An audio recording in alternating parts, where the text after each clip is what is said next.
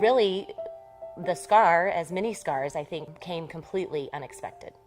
Leading up to the holidays, our children were never ill, just never.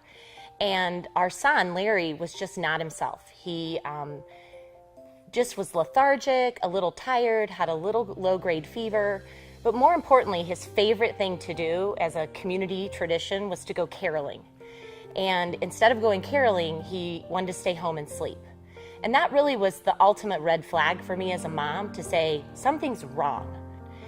And our worst fear came true. At 10 o'clock that night, we received the call from the pediatrician that said, unfortunately, you were right, Tiana. Your son is very ill.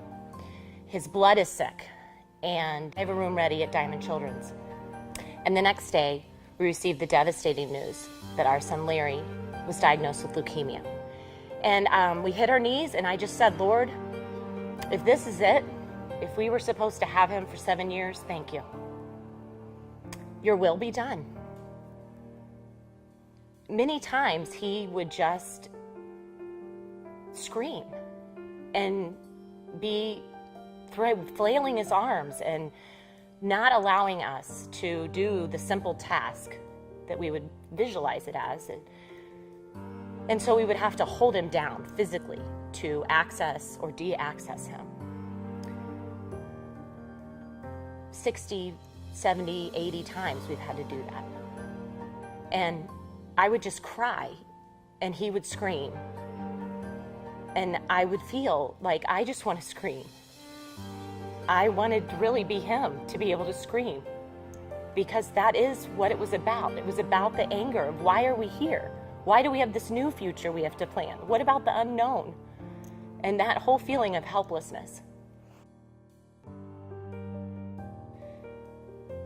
As women, it's hard to recognize that when we're going through something, others can't handle it. And therefore, they leave. And those that are part of your circle, some just can't handle it, and they're going to leave.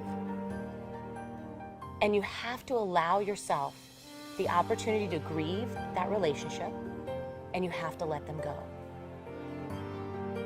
More importantly, you have to allow yourself to let others in. Those that you never thought would show up, not only show up, but they want to be in your life and they want to help. Let them help. My hope is that Scarred Beautiful allows us to maybe don't have to wear signs, but to look for those signs. That we each are struggling with our own personal walk. And hopefully we can just be a little bit more compassionate. I am Tiana, and I am Scarred Beautiful.